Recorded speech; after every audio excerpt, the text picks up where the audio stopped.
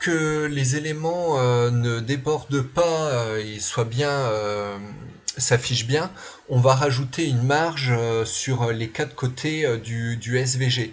Donc pour ce faire, en réalité, on va tronquer l'espace d'arrivée au niveau des ranges, donc en lui signalant qu'il y a une marge. Donc au lieu de commencer à 0, le range va commencer à la valeur padding, donc qui est de 50 pixels.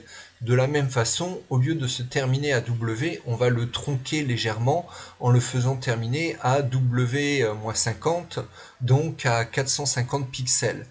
On fait ces deux actions pour l'axe horizontal et l'axe vertical.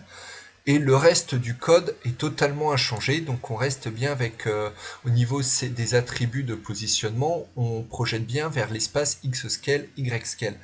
Et là, on va constater que l'on a quelque chose donc, qui s'affiche de manière correcte.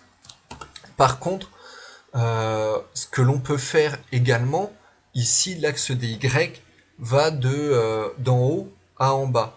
Il peut être intéressant et assez simple d'inverser les espaces d'arrivée et de départ, donc en inversant simplement les bornes.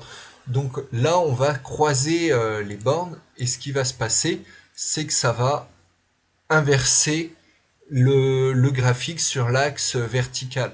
Donc avec ce petit tour de passe-passe, il est possible de remettre le 0 en bas du graphique et la valeur maximale en haut du graphique. Donc ça c'est quelque chose d'important et à bien retenir vu que ça permet de retourner de manière assez simple les graphiques. C'est ce que j'explique ici, l'échelle verticale. Donc pour les échelles sur l'axe Y, il peut être intéressant d'inverser les bornes pour remettre le 0 en haut, donc simplement en inversant les bornes de départ et d'arrivée.